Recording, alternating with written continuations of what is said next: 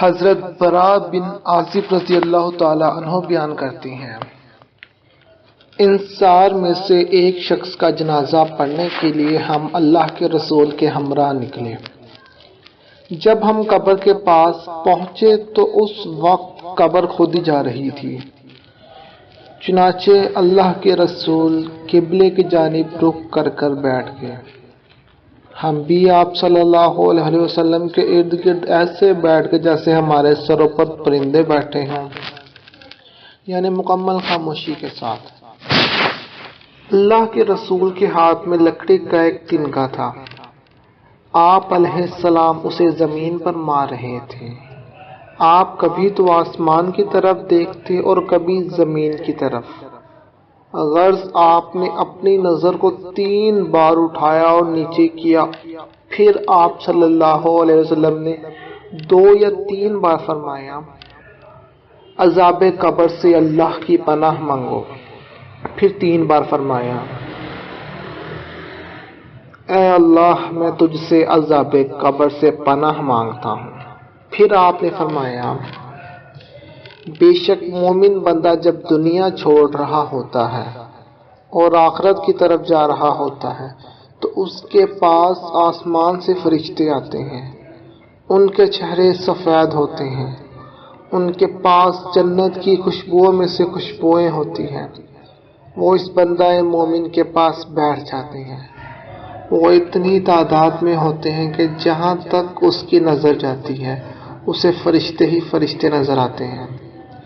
پھر ملک الموت یعنی موت کا فرشتہ آتا ہے، وہ بندہ مومن کے سر کے قریب بیٹھ جاتا ہے اور کہتا ہے، اے پاکیزہ اور اطمینان بخش روح، نکل یہاں سے اور اللہ تعالیٰ کی بخشش اور خوشنودی کی طرف چل۔ اللہ کے رسول فرماتے ہیں، پھر وہ روح اس طرح نرمی سے نکلتی ہے جس طرح پانی کے مشکیزے میں سے قطرہ بہہ جاتا ہے۔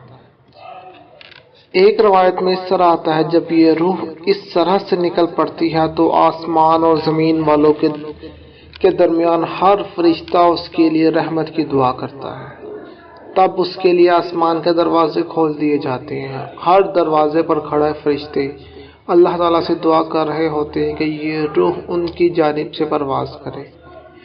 پھر جب ایک فرشتہ اس روح کو پکڑتا ہے تو اس کے سر ہاتھ میں وہ روح 1 سیکنڈ بھی نہیں رہتی کہ محبت اور خوشی سے دوسرے فرشتے اسے پکڑے جاتے ہیں۔ یہ معاملہ اسی طرح رہتا ہے کہ پھر اس روح کو لے جایا جاتا ہے اور اسے جنت کی پوشاک اور خوشبوؤں میں رکھ لیا جاتا ہے۔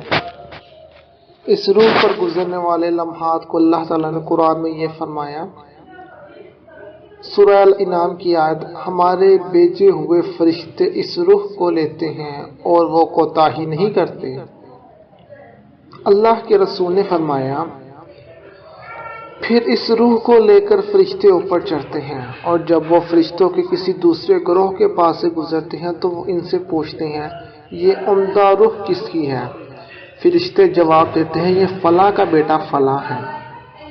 پھر اس کا نام اس تعارف سے کراتے ہیں جو دنیا میں سب سے اچھا نام تھا۔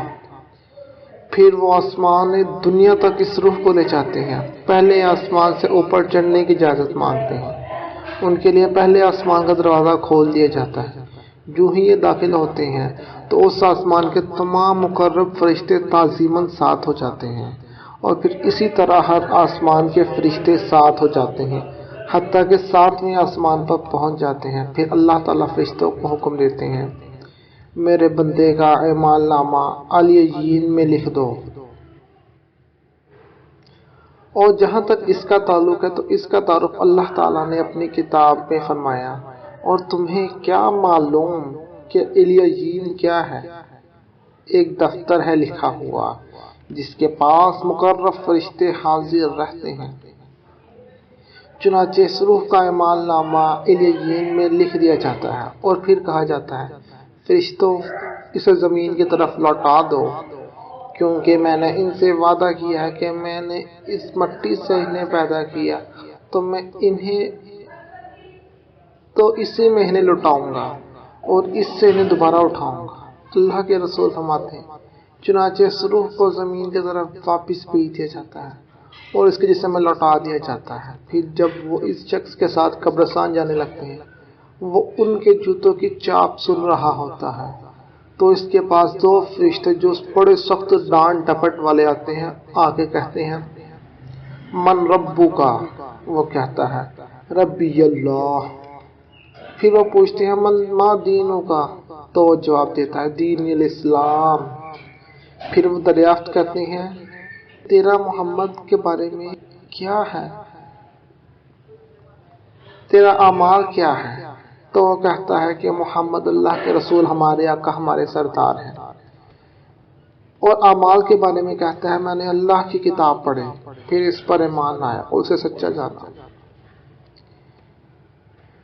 غرض یہ وہ آخری آزمائش جو مومن پر وارد ہوتی ہے، اسی کے بارے میں اللہ تعالیٰ فرماتے ہیں اللہ تعالیٰ قول ثابت سے ایمانداروں کو دنیا کی زندگی اور آخرت میں ثابت قدم کر دیتا ہے۔